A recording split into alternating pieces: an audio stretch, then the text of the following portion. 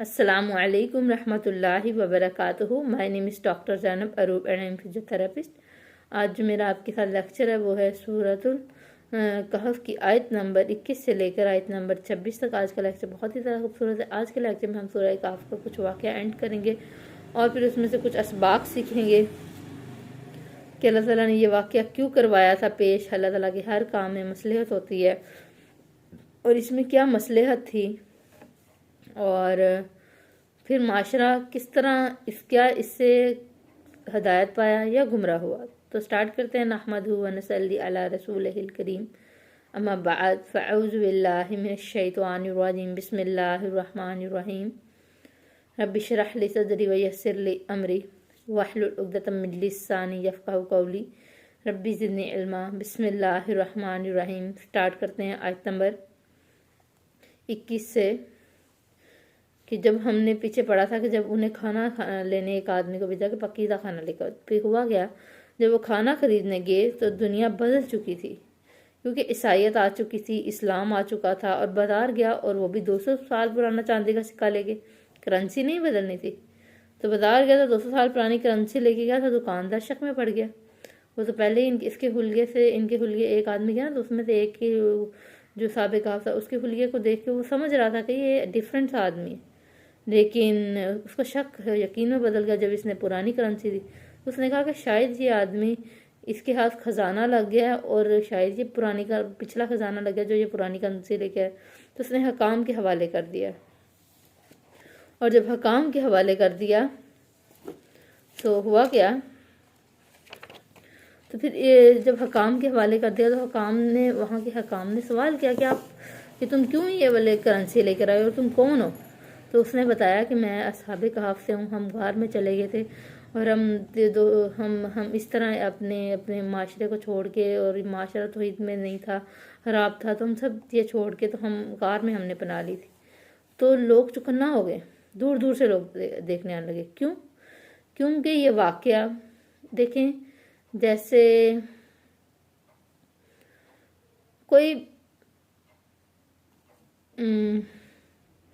جیسے آپ کہہ سکتے ہیں کہ یہ 12-13 دسمبر والا واقعہ جس میں کیا نام ہے یہ پنڈی کے بچوں کا اسکول میں جو آرمی اسکول کے اوپر فائرنگ ہوئی. اب یہ آج سے 50 سال بعد بھی لوگوں کو پتہ ہوگا کہ اچھا ایک وقت تھا جب اتنا ظلم ہوا اور بچوں کے اوپر, چھوٹے چھوٹے بچوں کے اوپر اسکولوں میں آگے فائرنگ کی. جب بھی کچھ معاشرے میں ڈیفرنٹ ہوتا ہے تو لوگ اس بات کو ہائی لائٹ ہو جاتی ہے. اس کے علاوہ ایک دوسرا مین ہے کہ جب بھی اب دیکھیں نا, یہ ایک بہت بڑا اسکول تھا, آرمی پبلک اسکول تھا, اور اوپر سے سب آرمی کے بچے تھے. تو سب کا بہت پرومیننٹ ہوا کہ سب کیسے سب ہوا. تو ٹی وی پہ آیا, میڈیا پہ آیا, ہم سب کے کانوں میں گزری. بہت ہی افسوسناک واقعہ تھا. اور اسی طرح کا ایک واقعہ اب اصحاب کہف کے ساتھ ہوا. جب اصحاب کہف اپنے گھر والوں کو چھوڑ کے تو وہاں سے گئے تھے تو یہ عام لوگ نہیں تھے. غریبوں کے لوگوں کو بچے گم بھی جائیں تو کون پوچھتا ہے, لیکن یہ ایلیٹ کلاس کے تھے اور ان کے ماں باپ بہت اونچے لوگ تھے. تو جب ان لوگوں کے کسی 6-7 ایلیٹ کلاس کے 6-7 لوگ گم ہو گئے اور سب پریشان ہو گئے, اور وہ ایک وقت پہ سارے وہ لڑکے چلے گئے. تو جیسے اب کوئی واقعہ ہو جائے ہمارے یہاں پہ کہ کوئی 4 دوست جا رہے تھے, ایکسیڈنٹ ہو گیا, سب کی ڈیتھ ہو گئی, تو لوگ 10 سال بعد بھی اس کو یاد کریں گے کہ ایسا کچھ ہوا تھا, اللہ معاف کرے, اتنا ہیبت ناک واقعہ ہوا. اسی طرح ایلیٹ کلاس کے لوگوں کے بچے جب گم ہو گئے اور ہمیشہ کے لیے وہاں سے چلے گئے تو تب یہ بات بہت دور دور تک یہ بات پھیلی. تو 200 سال بعد جب لوگوں کو پتہ لگا کہ یہ وہی لڑکے اور وہاں سے اب یہ غار سے نکل آئے ہیں, تو لوگ دور دور سے دیکھنے لگے اور لوگ غار کی طرف بھاگے. اور جب غار کی طرف بھاگے تو سابق وہاں پہ موجود تھے, اور جو ان کو پتہ لگا کہ ہم 300 سال بعد اٹھے ہیں یا 200 سال بعد اٹھے ہیں, تو سابق کہف نے ان کے ساتھ دعا سلام کی اور ان کے ساتھ ملاقات کی اور لیٹ گئے اس کے بعد, اور ان کی روح پرواز کر گئی. اتنی دیر زندہ رہے, گئے سوئے اور 200 سال تک سوئے رہے. پھر اللہ نے اٹھایا اور پھر انہوں نے اپنی معمولات زندگی کے 2-4 کام کیے, اور اس کے بعد اللہ تعالیٰ نے ان کی روح پرواز کر لی. اس میں کیا تھا کیا ان کے آنے کا مقصد کیا تھا؟ اللہ کو اٹھانے کی ہر چیز کی مصلحت ہوتی ہے، اور وہ لیٹے اور ان کی روح پرواز ہو گئی۔ اس میں مصلحت یہ تھی کہ 200 سال بعد عیسائیت تو آ چکی تھی، لوگ توحید پہ تھے، لیکن لوگ آپس میں اب اس وقت زیر بحث تھا کہ قیامت کیا آئے گی یا آخرت آئے گی، اور لوگ کیا دوبارہ اٹھائے جائیں گے، کیا ایسا ہوگا۔ لوگ اس کے اوپر مطلب کویشچن پہ تھے، سوالات کر رہے تھے، اور آپس میں گروپس بنے ہوئے تھے۔ یہ کیوں بنے؟ کیونکہ جب عیسائیت میں فلسفی آ گئی، جب عیسائیت یہ یونان میں گئی، اور یونان کے لوگوں کو اس عیسائیت کی جب تلقین کی یا ان کو دعوت دی، تو انہوں نے کیا کیا، وہ ہر چیز میں فلسفی گھولتے تھے، ہر چیز کا مطلب مقصد پوچھتے تھے، اس کا کیا مقصد ہو سکتا ہے، یہ کیوں ہے، یہ کیوں ہے، اس کی وجہ کیا ہے، یہ کس طرح ہے، مطلب ہر چیز کے پر وہ زیر بحث لاتے تھے۔ اور انہوں نے اپنی فلسفیاں جھاڑ کے، اس میں اپنی ان کی فلسفیوں کے کچھ اثرات تھے، اور انہوں نے کہا کہ ایسا ہو ہی نہیں سکتا کہ قیامت آئے یا آخرت آئے، اور اس طرح کی انہوں نے اتنا مطلب ان کو وہ کر دیا کہ یہ اہل مطلب جو صحیح نصارہ تھے وہ بھی پریشان ہو گئے، وہ صالحین بھی تھوڑا جو عام مسلمان تھے وہ بھی مطلب شک میں مبتلا ہو گئے۔ اس کے علاوہ افیسس شہر میں یہودی بھی موجود تھے، اور وہ یہودی تورات میں سے، مطلب عیسیٰ کی کتاب کے بجائے حضرت موسیٰ کی کتاب، پرانی کتاب تورات میں سے ایسی ایسی دلیلیں لا لا کے دکھا رہے تھے، جس سے یہ شرک کریٹ ہو رہا تھا کہ پتہ نہیں کہ عقیدہ آخرت ٹھیک ہے یا نہیں۔ اور اصحاب کہف کا مقصد تھا کہ اللہ تعالیٰ دیکھیں، اگر 200 سال بعد کسی سوئے کو اٹھا سکتے ہیں، 200 سال تک کوئی نہیں سو سکتا، لیکن اللہ نے کر کے دکھایا۔ تو اگر اللہ تعالیٰ 200 سال بعد کسی سوئے کو اٹھا سکتے ہیں، تو پھر اللہ تعالیٰ کے لیے کیا مشکل ہے کسی کو کئی کروڑوں سالوں بعد دوبارہ زندہ کرنا۔ اللہ تعالیٰ نے ایک بچے کو پیٹ میں پیدا کیا، کس طرح؟ ایک نقطے سے۔ اور اگر ہم انسانی دماغ اور عقل سے کام لیں تو یہ ہونا ناممکن ہے، لیکن سب کے ہاں اولاد ہو رہی ہے۔ اللہ تعالیٰ کا شکر ہے کہ سب کے ہاں اللہ تعالیٰ اولاد دیتے ہیں، اور ہم سب بھی اسی طرح بڑے ہو گئے، اور آج یہاں اس مقام پر ہیں، اور کل یہاں سے چلے جائیں گے، اسی طرح یہ وقت چلتا جائے گا۔ تو اللہ تعالیٰ نے تب ہمیں پیدا کیا، ہماری آگے جنریشنز کو پیدا کیا، تو کیا اللہ تعالیٰ کے لیے مشکل ہے دوبارہ انسان کو پیدا کرنا؟ نہیں، اللہ تعالیٰ کے لیے کچھ بھی ناممکن نہیں، کچھ بھی مشکل نہیں ہے۔ اور اسی طرح اللہ نے اپنا آگاہ کیا لوگوں کو، اور اپنا وعدہ سچا کر دکھایا، اور جو سچ تھا لوگوں کو سچ بتا دیا تاکہ لوگ شک سے باہر نکل آئے۔ لیکن لوگ کیا تھے؟ اب اس وقت کے لوگ دیکھیں، شرک، بت پرستی اور شیطان کا عمل تو ہر وقت رہنا ہے، شیطان نے ساری زندگی گمراہ کرنا ہے۔ اب اس وقت شیطان بھی تھا، اس نے بھی گمراہ کرنا تھا، بت پرستی بھی اس نے کہیں نہ کہیں، شرک بھی منواتے رہنا تھا۔ تو کیا ہوا؟ اب لوگوں کے دو گروہ بن گئے، وہ آپس میں اللہ تعالیٰ نے آگاہ تو اتنی بڑی چیز ان کو کر دی، اب وہ آپس میں فضولیات میں پڑ گئے۔ مطلب اتنی بڑی چیز پتہ لگی ہے ان کو، تو اللہ کا شکر ادا کرنا چاہیے اور فضول باتوں کو چھوڑ دینا ہے، بلکہ وہ آپس میں فضولیات میں پڑ گئی، بحث مباحثہ کرنے لگے کہ آیا کہ آپس میں بحث کرنے لگے کہ آیا کہ ان کی غار کو ویسے بند کر دیا جائے یا ان کے غار کے اوپر عمارت بنائی جائے۔ اب اس کو بحث بنائے، کچھ مفسرین کہتے ہیں کہ لوگ بحث کرنے لگے کہ یہ کیا مر کے اٹھے ہیں یا سو کے اٹھے ہیں، یا کچھ کہنے لگے کہ حشر کے دن پھر کس طرح اٹھایا جائے گا۔ لیکن زیادہ رائے یہی ہے، زیادہ رائے رہی ہے کہ عمارت بنائی جائے یا مسجد بنائی جائے یا نہ بنائی جائے، یا ان کو غار کو ویسے بند کر دیا جائے۔ اور رومی سلطنت میں جو مذہبی کچھ پیشوا تھے، یہ ان کی چلتی تھی تب، اور وہاں کے صالحین کی بھی نہیں وہ چلنے دیتے تھے، صالحین نصارہ کی ان مذہبی پیشواؤں کے سامنے چلتی نہیں تھی، اور ان لوگوں نے کہا کہ یہاں پہ عمارت ہی بنے گی، اور انہوں نے پھر سے ایک شرک کریٹ کر لیا، کیونکہ آپ صلی اللہ علیہ وسلم نے بھی سختی سے منع کیا ہے۔ آپ صلی اللہ علیہ وسلم نے فرمایا کہ مجھ سے پہلے انبیاء نے اپنے کیا نام ہے، خبردار تم، ایک منٹ، حدیث تھی میں آپ کو سناتی ہوں، حدیث ہے،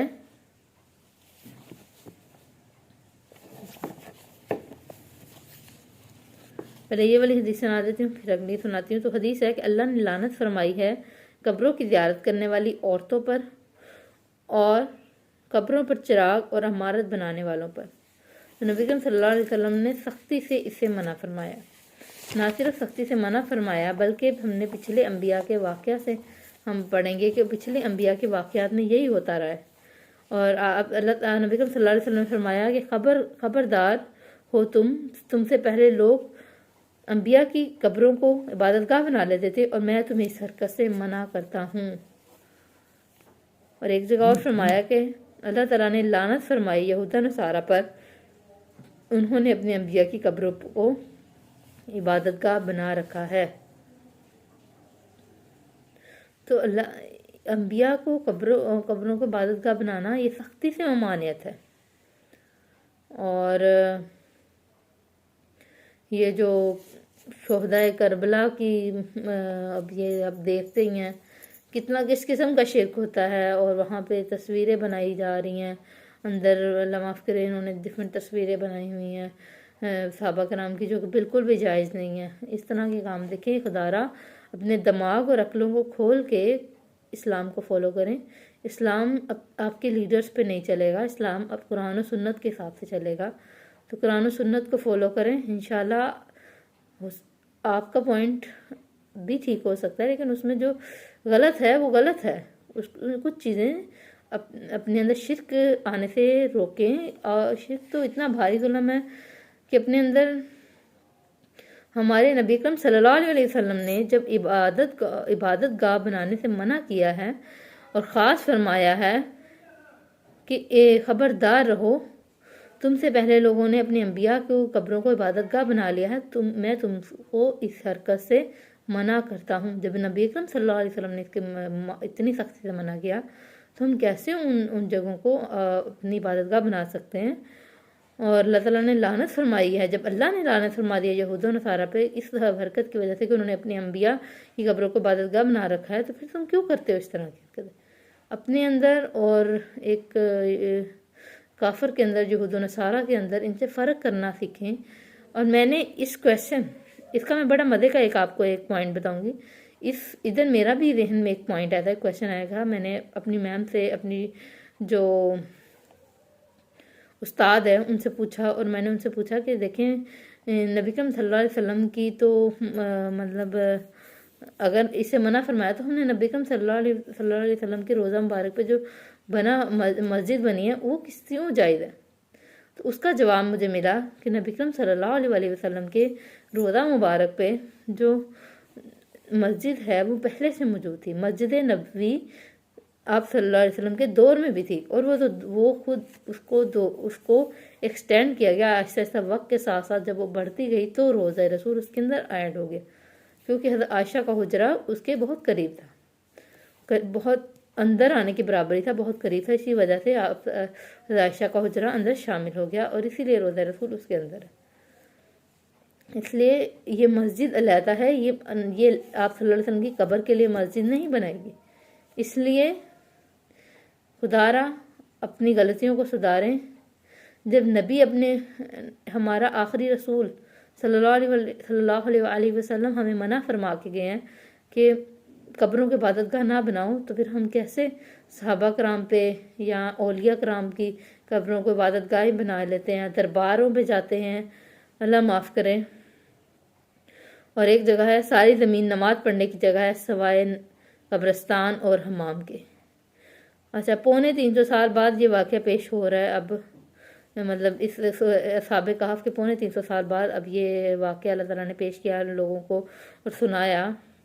اور لوگوں کو ڈیفرنٹ رائے تھی تب کہ 3 لوگ تھے اور ایک کتا تھا، 5 لوگ تھے ایک کتا تھا، 6 لوگ تھے ایک کتا تھا، یا 7 لوگ تھے اور ایک کتا تھا، اور زیادہ رہے گا کہ 7 لوگ ایک کتا تھا، کیونکہ اس آیت کو آپ پڑھیں گے تو اللہ تعالیٰ نے فرمایا کہ 3 لوگ تھے ایک کتا تھا، 4 لوگ تھے ایک کتا تھا، یا 5 لوگ تھے ایک کتا تھا، یہ فضول تم لوگ اس کے اوپر بحث کرتے ہو۔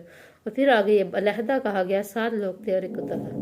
اب یہ واللہ عالم، اور حضرت ابن عباس، اور کہا جاتا ہے کہ بہت تھوڑے لوگ ہیں جو کہ اس کی ایکچوئل تعداد جانتے ہیں۔ حضرت ابن عباس کہتے تھے کہ حضرت ابن عباس رضی اللہ عنہ فرماتے تھے کہ میں اس کی ایکچوئل تعداد جانتا ہوں، لیکن بتایا نہیں انہوں نے بھی۔ تو جگرنا سرسری ہی مطلب فضول سی بات ہے، اس پہ جھگڑنا نہیں چاہیے، ان کی تعداد جو بھی تھی، اصل ہمیں اس کے سبق پہ فوکس رکھنا چاہیے، فضول چیزوں پہ وقت نہیں ضائع کرنا چاہیے۔ جیسے ہم اماموں کو فالو کرتے ہیں، دیکھیں ہم اگر ریڈ کریں تو حضرت امام احمد بن جنبل، امام شافعی کی مطلب ان نے ایک بتاتی ہوں، امام احمد بن حنبل امام شافعی کے قریب جاتے ہوتے تھے، ان کی محفلوں میں جاتے ہوتے تھے، تو ہم ان کے آگے سے ان کے 2 فالوورز کیسے بن جاتے ہیں؟ اور قرآن و سنت کو فالو کریں۔ امام خود ایک بات کو کلیئر کہتے ہیں کہ اگر آپ کو میرے مقابل قرآن و سنت کی کوئی بات مل جائے تو میری بات کو دیوار میں چٹک دینا۔ تو پھر تم لوگ کیسے آپس میں گمراہی میں پڑتے ہو؟ قرآن و سنت کو فالو کرو، نیک لوگوں کو ضرور فالو کرو، لیکن غلط راستوں کو نہیں، درباروں پہ جانے کو نہیں، پیروں کی حجروں پہ جانے پہ نہیں۔ آگے آیت نمبر 23-24 میں جملہ معترضہ اس کو کہا جاتا ہے، اس میں نبی کریم صلی اللہ علیہ وسلم کو تلقین کی جا رہی ہے، اور نبی کریم صلی اللہ علیہ وسلم کو نصیحت دے رہے ہیں اللہ تعالیٰ کی بات نہ کریں، یہ بات نہ کریں کہ کل میں تمہیں بتاؤں گا۔ ہوا کیا؟ اس میں کیا ہے کہ میں کل تمہاری رہنمائی کروں گا اور امید ہے کہ اللہ مجھے کل بتا دیں گے اور میری رہنمائی کرنے گے، میں تمہیں بتاؤں گا۔ ہوا کیا تھا؟ جب مشرکین مکہ نے یہ سوال نبی کریم صلی اللہ علیہ وسلم سے فرمایا تھا تو نبی کریم صلی اللہ علیہ وسلم کو یقین تھا کہ کل وہی آ جائے گی اور مجھے کل اس کا آنسر آ جائے گا، تو انہوں نے کہا میں کل تمہیں بتاؤں گا، لیکن 15 دن تک وہی نہیں آئی، اور پھر 15 دن بعد وہی آئی، تو پھر آپ کو یہ واقعہ سنایا گیا، اور پھر اس میں اللہ تعالیٰ نے فرمایا کہ آپ کو یہ بات اتنی لیٹ اس لیے بتائے گی کیونکہ آپ نے یہ کہا تھا کہ میں کل بتاؤں گا، مگر یہ نہیں کہا تھا کہ میں انشاءاللہ کل بتاؤں گا، اس لیے انشاءاللہ کا کہنا کتنا ضروری ہے قرآن کی آیت سے پتہ لگتا ہے۔